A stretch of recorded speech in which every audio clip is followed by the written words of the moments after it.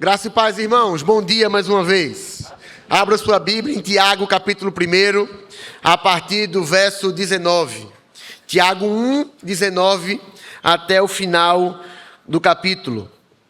A gente vai para a sexta pregação no livro de Tiago. Todas as outras estão no podcast da igreja ou na transmissão que fica gravada, as pregações no canal do YouTube. Se você for para o nosso canal, é muito fácil de achar. Você vai lá em culto ao vivo ou em podcast. Você vai achar as 5 primeiras pregações que vão do verso 1 da carta de Tiago até o verso de número 18. E hoje a gente vai terminar o capítulo 1, Tiago, capítulo 1, do verso 19 ao verso 27. Todos acharam? Amém? Coisa boa. Sabeis estas coisas, meus amados irmãos. Todo homem, pois, seja pronto para ouvir, tardio para falar, tardio para se irar. Porque a ira do homem não produz a justiça de Deus. Portanto, despojando-vos de toda impureza e acúmulo de maldade, acolhei com mansidão a palavra em vós implantada, a qual é poderosa para salvar a vossa alma. Tornai-vos, pois, praticantes da palavra e não somente ouvintes, enganando-vos a vós mesmos. Porque se alguém é ouvinte da palavra e não praticante, assemelha-se ao homem que se contempla no espelho o seu rosto natural, pois a si mesmo se contempla e se retira, e para logo se esquece de como era a sua aparência. Mas aquele que considera atentamente na lei perfeita, lei da liberdade, e nela persevera, não sendo ouvinte negligente, mas operoso praticante, esse será bem-aventurado no que realizar. Se alguém supõe ser religioso, deixando de refrear a língua, antes, enganando o próprio coração, está. A sua religião é vã. A religião pura e sem mácula para com nosso Deus e Pai é esta: visitar os órfãos e as viúvas nas suas tribulações, e assim mesmo se guardar incontaminado do mundo. Baixe sua cabeça, feche seus olhos. Eu quero que você faça uma oração e só peça uma coisa a Deus agora. Senhor, fala comigo. Senhor, que o Teu Espírito Santo possa encharcar o meu coração com as verdades da Tua lei. Pai, que eu saia deste culto pela ministração da ceia, pregação da palavra, os louvores entoados, as orações feitas, mais parecido com Jesus. A sua maior necessidade, meu irmão, é se parecer mais com Jesus. Pai, muito obrigado pelo dia de hoje, muito obrigado pelo privilégio que nós temos de expor a Tua palavra, de escutar a Tua palavra, que é a Tua voz. Nos abençoa que os ruídos possam ser calados neste momento e nós estejamos com olhos atentos, ouvidos atentos para escutar a Tua voz. Essa é a nossa oração, em nome de Jesus. Amém. Alguns teólogos e estudiosos comentam que a carta de Tiago, em alguns aspectos, se parece muito mais com um longo sermão sobre sabedoria vinda de Deus e suas implicações do que necessariamente com uma epístola. Parece que Tiago pregou um grande sermão e redigiu este sermão para aqueles que se encontravam na dispersão. Tiago, irmão de Jesus, estaria seguindo os passos do seu irmão, mas também mestre, em algo semelhante ao Sermão do Monte, o Sermão da Montanha, que é registrado lá no Evangelho de Mateus, capítulo 5, 6 e 7. E tal afirmação lança mão de alguns textos, como o texto que nós acabamos de ler. Sabei estas coisas. Parece que Tiago estava fronte a fronte, frente a frente, embora nós saibamos que o público original que recebeu essa carta estava disperso, não mais em Jerusalém, devido à perseguição. Tiago fala de uma forma como se ele estivesse no gabinete conversando com as suas ovelhas, como se ele estivesse no púlpito e a membresia que agora estava dispersa ainda estivesse reunida com ele. Tiago fala diretamente aos seus leitores. E os versículos que nós acabamos de ler e refletiremos nesta manhã são implicação direta da última pregação, a origem do bem e a origem do mal. Mas mais especificamente enraizado, são um eco, uma implicação, uma consequência, uma forma de viver à luz do que o versículo 18 nos ensina. Volte sua atenção para o verso 18 do capítulo 1, o último verso da perícope anterior. Pois, segundo o seu querer, ele nos gerou pela palavra da verdade, para que fôssemos como primícias de sua criação. Pois, segundo o seu querer, ele nos gerou pela palavra da verdade, para que fôssemos como primícias da sua criação. Dito isto, nós vamos refletir nos próximos minutos sobre gerados pela palavra. Quais são as evidências de alguém que foi gerado pela palavra? Como saber se realmente nós fomos gerados pela palavra? O texto que nós acabamos de ler nos mostra duas evidências, duas marcas, duas características de alguém que foi gerado pela palavra. E a primeira característica de alguém que foi gerado por esta palavra, alguém que foi gerado pela palavra da verdade, é alguém que acolhe a palavra, e a gente pode perceber isso do verso 19 ao verso 21. Leia comigo mais uma vez. Sabeis estas coisas, meus amados irmãos. Todo homem, pois, seja pronto para ouvir, tardio para falar, tardio para se irar, porque a ira do homem não produz a justiça de Deus. Portanto, despojando-vos de toda a impureza e acúmulo de maldade, acolhei com mansidão a palavra em vós implantada, a qual é poderosa para salvar a vossa alma. Depois de Tiago nos ensinar sobre como lidar com as provações, como ser sábio, que nós devemos pedir sabedoria a Deus. Depois de Tiago nos ensinar sobre o que realmente importa, que é quem nós somos em Cristo e não aquilo que nós possuímos nessa terra, que é passageiro. E nos ensinar também sobre a origem do mal, a origem do pecado, mas a origem de tudo que é bom, de toda boa dádiva. Tiago nos ensina aqui sobre as características de alguém que é gerado pela palavra. Afinal, tudo que foi pregado até aqui, do verso 1 ao verso 18, tudo que foi falado por Tiago, é impossível de ser vivido por alguém que não foi gerado de novo, que não nasceu de novo, por alguém que não acolheu a palavra. Tiago, nesses 3 versos, destaca a importância de ouvir e acolher a palavra que em vós foi implantada. A pessoa realmente sábia, ela ouve mais do que fala. A pessoa que realmente busca a sabedoria de Deus é alguém que ouve mais do que fala. Quando a gente olha para o Antigo Testamento, Isaías 55, verso 3, registra um clamor de Deus: ouça-me para que a sua alma viva.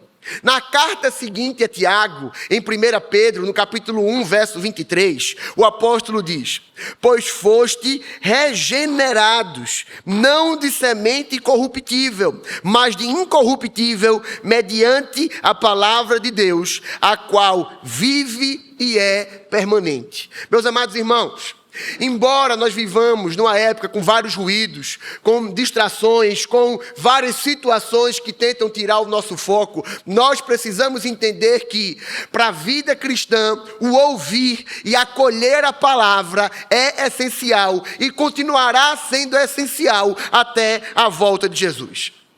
Quando nós estudamos a salvação do homem, nós chamamos isso na teologia de soteriologia, o estudo da salvação. Existe um aspecto deste ramo da teologia chamado de ordem da salvação, ou ordem salutis no latim. E a ordem salutis nada mais é do que um estudo sistemático para ajudar didaticamente a nossa compreensão de como o homem ele é salvo. E um dos aspectos, além da eleição, da justificação, arrependimento e fé, nós temos a regeneração. A regeneração é um ato livre de Deus de gerar nova vida em nós, de gerar vida em nós. É uma ação do Espírito Santo através da palavra que é pregada e ouvida. Amados irmãos, não tem como ser gerado pela palavra de fato, não tem como ser transformado pela palavra, se eu e você não damos a devida atenção à palavra. Óbvio que esse texto aqui nos ensina uma lição sobre ouvir o nosso próximo. A gente vai falar um pouco mais sobre isso logo mais. Mas o foco desse texto é nos ensinar a dar a devida atenção, dar os ouvidos e acolher a palavra da verdade. Romanos capítulo 10, verso 14 e o verso 17 são clássicos quando o assunto é ouvir a palavra. Como, porém, ouvirão e invocarão aquele em quem não creram? E como crerão naquele que nada ouviram? E como ouvirão se não há quem pregue? E o verso 17 nos ensina que a fé vem pelo ouvir. Poderíamos listar vários outros trechos no Antigo e no Novo Testamento sobre a importância do ouvir, do parar para ouvir. Em todas as cartas do Apocalipse, as cartas que João escreveu, inspirado pelo Espírito Santo, quando recebeu a revelação de Jesus na ilha de Patmos, o que é que João fala classicamente em todas as cartas? O que é que João registra classicamente em todas as cartas? Quem tem ouvidos, ouça o que o Espírito diz às igrejas. Amados irmãos, quem tem ouvidos, ouça. Nós precisamos estar com os ouvidos atentos para ouvir a palavra de Deus, os ensinos da Escritura. A quem você tem dado ouvidos? Quem tem enchido a sua mente? Qual é a sua fonte de sabedoria? Onde você busca sabedoria? Aquele que é gerado pela palavra, aquele que busca ter uma vida de fidelidade em meio às provações, aquele que busca a sabedoria que vem do alto, aquele que busca reconhecer que toda boa dádiva e todo dom perfeito vem do Pai das luzes, é alguém que sempre está com ouvidos atentos à palavra, é alguém que acolhe a palavra, é alguém que está sempre desejoso, com um desejo ardente, intenso e diligente de ouvir a palavra. Nós precisamos entender que a fé vem pelo ouvir, mas a santificação também passa pelo ouvir. Você não pode só ouvir a palavra uma vez por semana quando ela é pregada neste púlpito. Você diariamente tem que ler a palavra, escutar pregações, escutar louvores, conversas que edifiquem. Porque ao ouvir, você deve acolher esta palavra. E esta palavra vai gerar transformação em você. Só o regenerado, só aquele que é nascido de novo, experimenta verdadeira transformação. O primeiro passo, a primeira evidência, a primeira marca de alguém que é salvo por Jesus Cristo, alguém que foi gerado pela palavra, é aquela pessoa que acolhe. Seja pronto para ouvir, seja diligente para ouvir e tardio para falar. Como a carta de Tiago é atual? Billy Graham foi certeiro quando disse que a Bíblia era mais atual do que o jornal que seria publicado amanhã.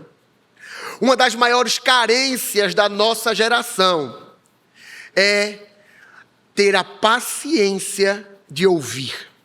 Nós vivemos na ilusão de sermos muito sábios, porque nós recebemos muita informação. O advento do avanço das mídias sociais, onde nós não precisamos mais ir a uma banca de revista, comprar a Folha de Pernambuco, Diário de Pernambuco, Jornal do Comércio, ou qualquer outra fonte que outrora foi a fonte de notícia, de informação, assinar uma revista, ou até mesmo parar na frente da televisão e assistir documentários. Devido à facilidade da informação, onde você nem precisa abrir mais o seu telefone nem desbloqueá-lo, mas as notificações chegam a cada instante das páginas que você se inscreve, segue, curte, compartilha, onde você gera engajamento e o algoritmo entrega para você aquela informação. Você acha que por receber informação você é sábio, você não precisa ouvir ninguém, você não precisa dar ouvidos a ninguém e muito menos a palavra. Porque o aplicativo da Bíblia já notifica você toda manhã com um versículo, você lê aquele versículo e acha que aquilo é suficiente para nutrir a sua vida cristã.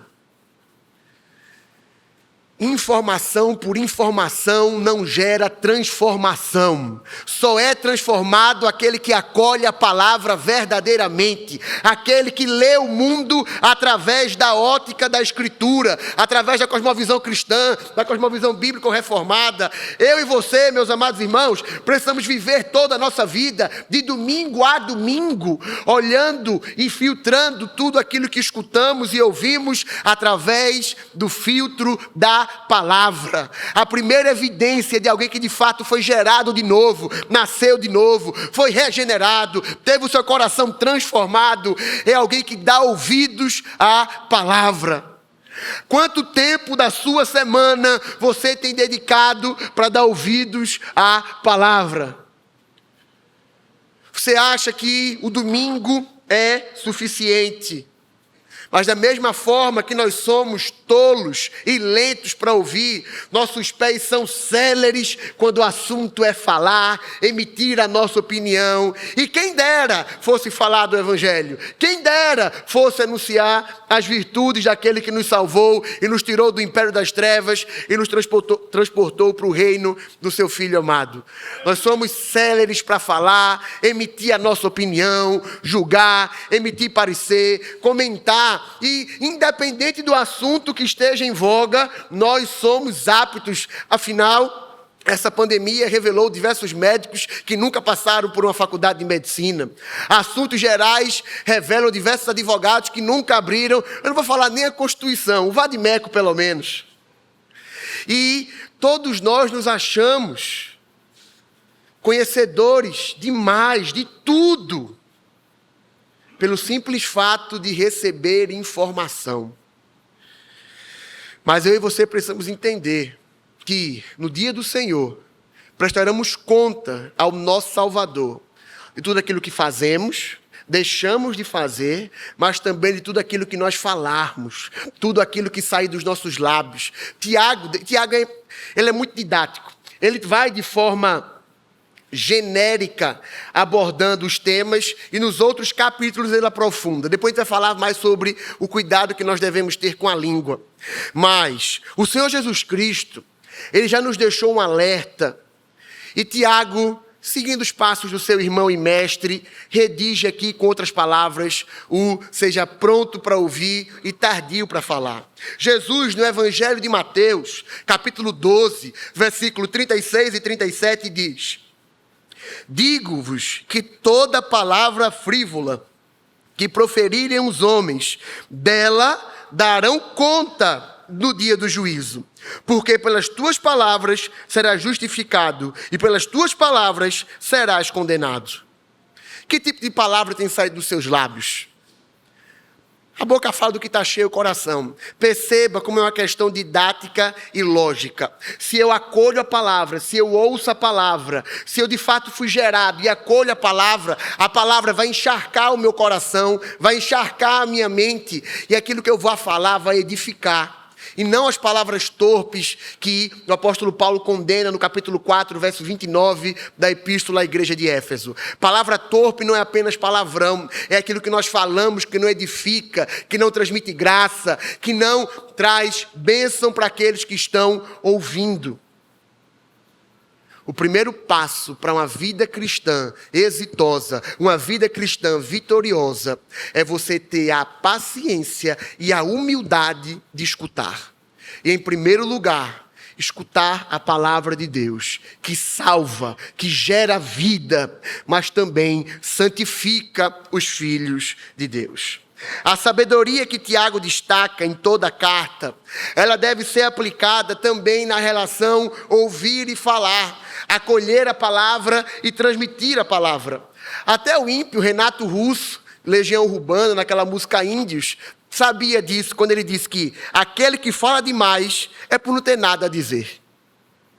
Minhas tias escutavam essa música e, lembrando dela recentemente, como é que até as pedras clamam e o povo de Deus fala e não fala o que edifica.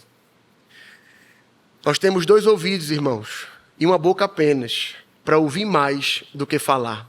E quando falar aquilo que transmite graça, falar do evangelho do nosso Salvador.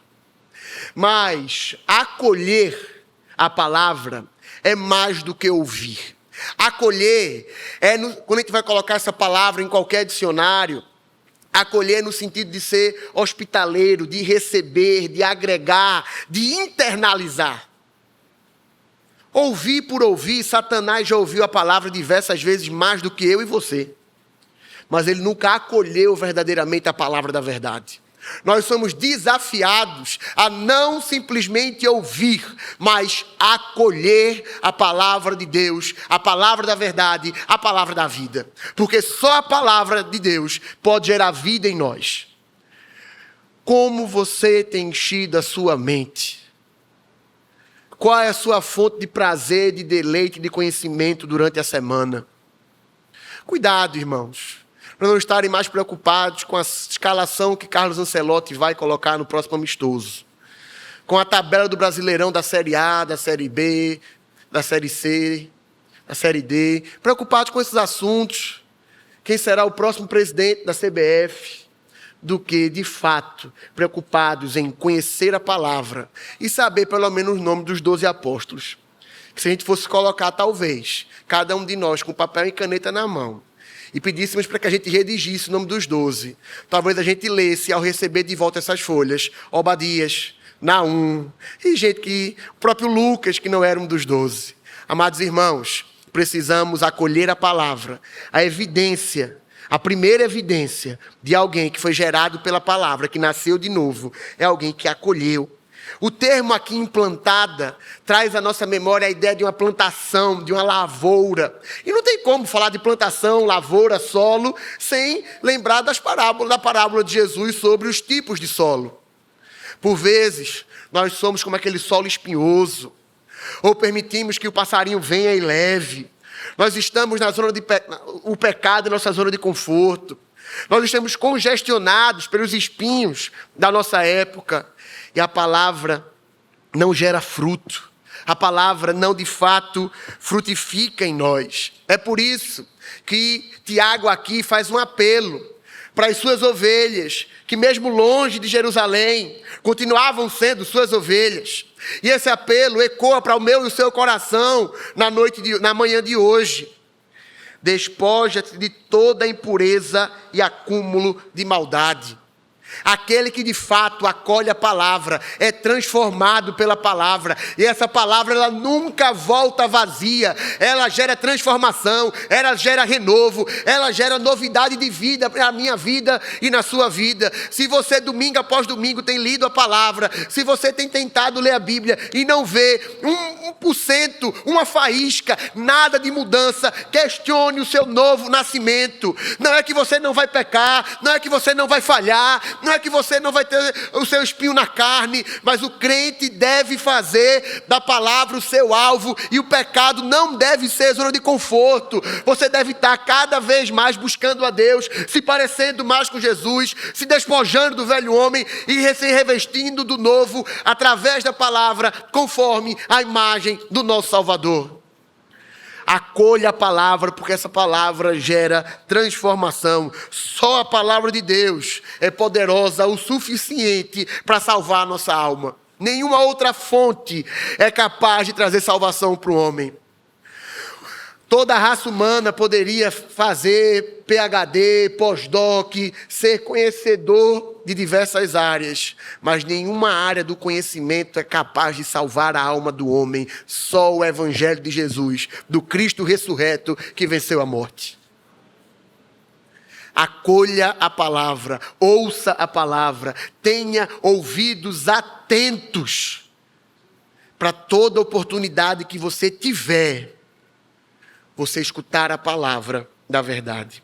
Quando damos ouvidos ao nosso coração enganoso, como disse Jeremias, ou aos ruídos da nossa época, esses caminhos só nos levarão à perdição. Mas quando nós temos ouvidos atentos à palavra da verdade, ela vai nos gerar salvação e uma vida de santificação. Mas não só acolher a palavra é uma marca daquele que foi gerado pela palavra. A segunda marca de alguém gerado pela palavra é alguém que pratica a palavra. Leia comigo, do verso 22 ao verso 25. Tornai-vos, pois, praticantes da palavra e não somente ouvintes, enganando-vos a vós mesmos. Porque se alguém é ouvinte da palavra e não praticante, assemelha-se ao homem que contempla no espelho o seu rosto natural. Pois a si mesmo se contempla e se retira e para logo se esquece de como era a sua aparência.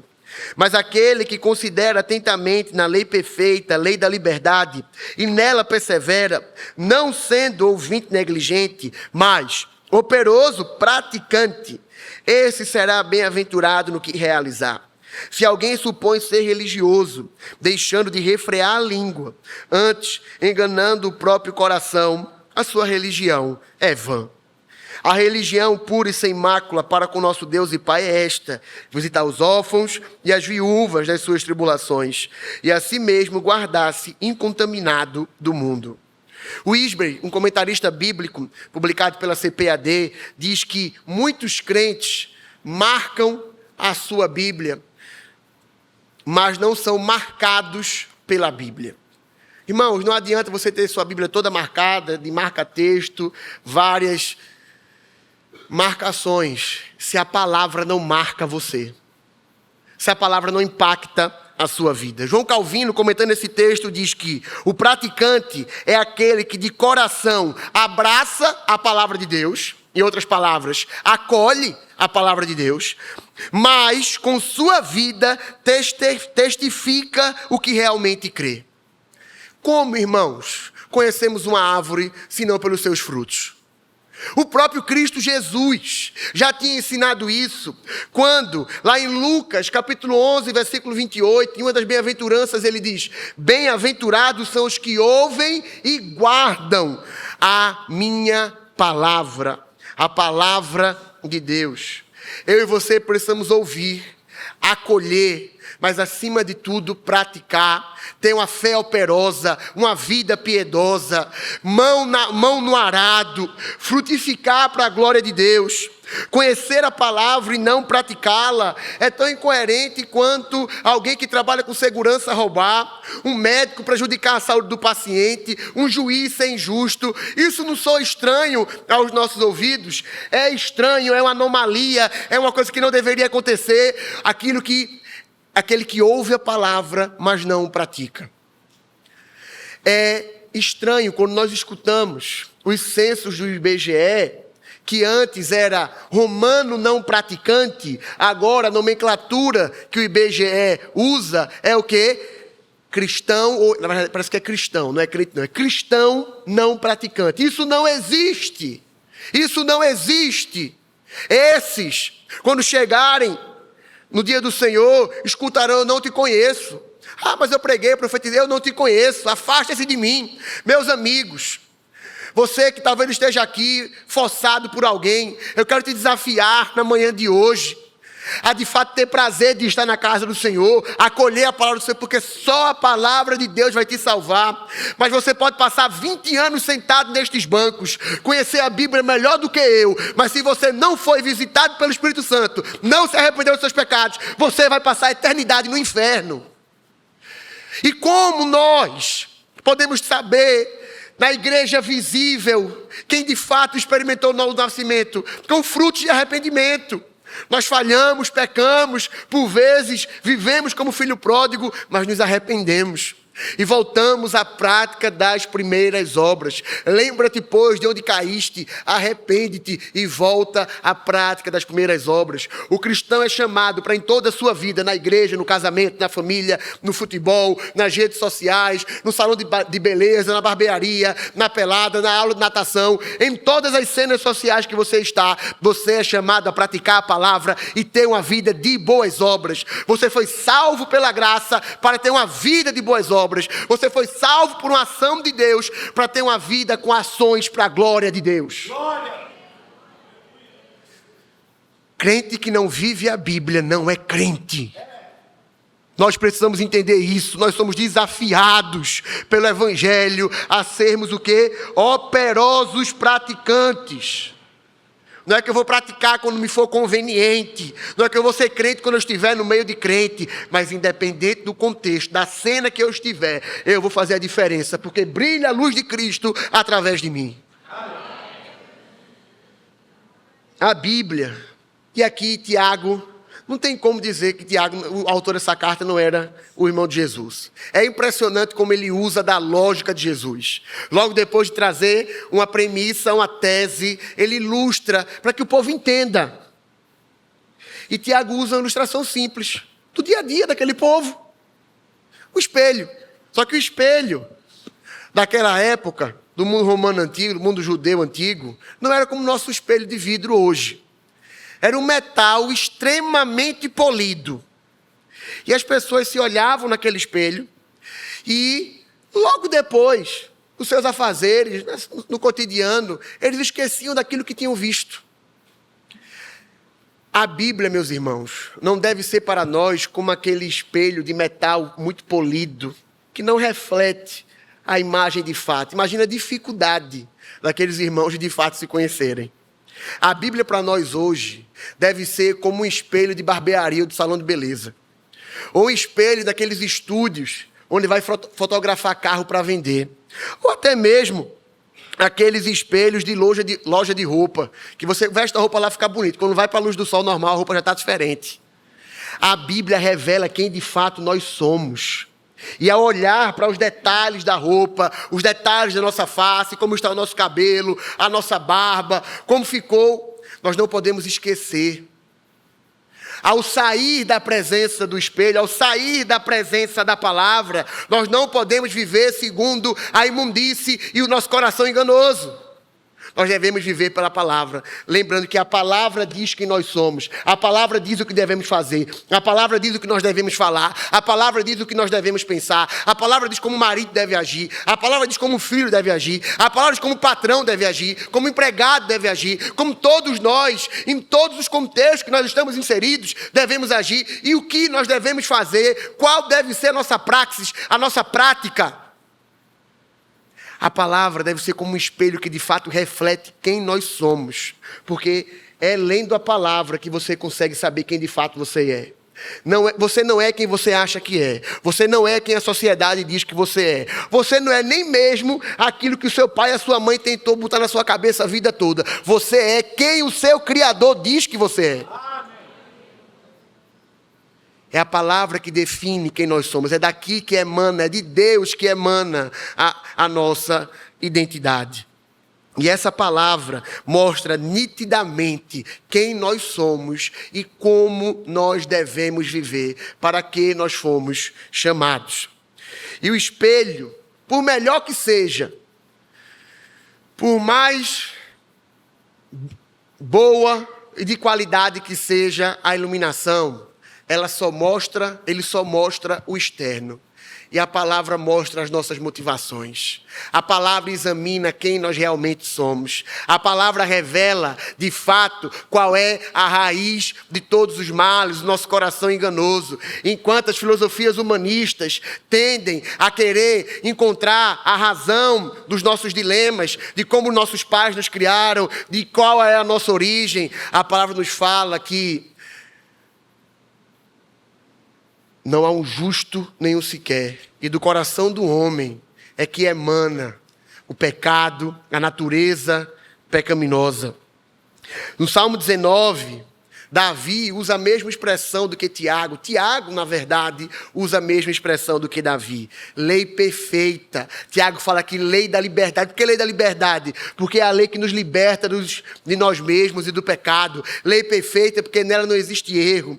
Salmo 19 diz, a lei do Senhor é perfeita e o quê? Restaura a alma. O testemunho do Senhor é fiel e dá sabedoria aos simples. Porque o teu servo que guardar a tua palavra encontrará grande recompensa. A grande evidência de alguém que acolheu a palavra é alguém que vive praticando a palavra. E para terminar, irmãos, a verdadeira religião, ela é testificada quando alguém sabe refrear a sua língua, que é como língua mortífera, mas também ao cuidar dos órfãos e das viúvas nas suas atribulações. Nesses 2 versos, se a gente tivesse mais tempo, a gente poderia explicar melhor.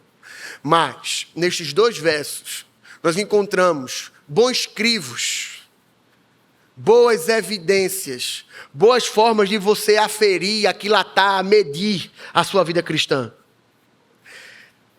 Se você consegue refrear a sua língua, se você consegue se envolver na ajuda aos necessitados, a ajuda de quem realmente precisa, e se você consegue se manter limpo da impureza desse mundo. Irmãos, como é difícil refrear a língua.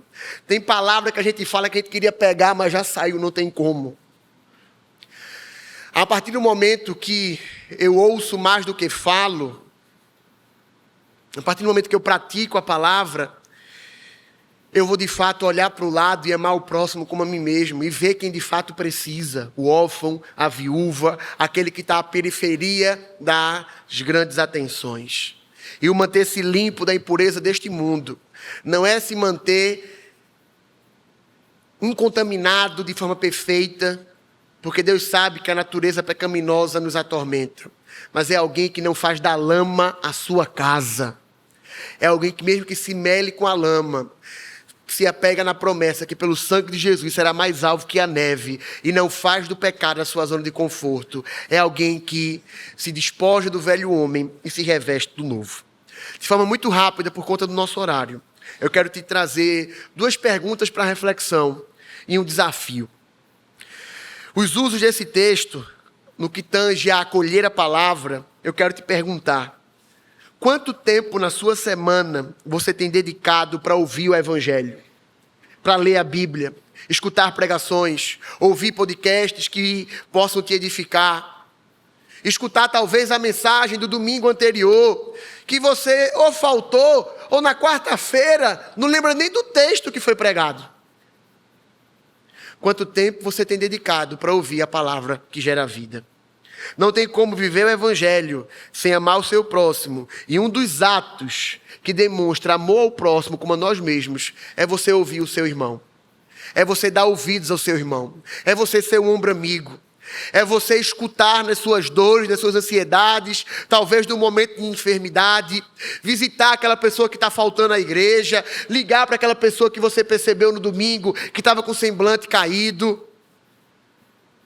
Ouvir é uma das marcas do cristão. Ouvir o Evangelho e ouvir os domésticos da fé. Mas eu quero te fazer um desafio, para que você venha refletir também, e aqui eu termino com isso. Se você fosse o único cristão do seu ciclo social, a repartição do seu trabalho, da sua sala, enfim, de um local onde você passa a semana, e algum conhecido seu fosse desafiado a escrever sobre Jesus e sobre a Bíblia, baseado na tua vida, o que este conhecido seu escreveria? Será que ele registraria práticas com ações de misericórdia, uma fé operosa, uma vida de piedade? Ou alguém que no domingo escuta uma coisa e na segunda vive totalmente diferente? Gerados pela palavra. As verdadeiras evidências de alguém gerado pela palavra é que acolhe a palavra e pratica a palavra. Que Deus nos abençoe.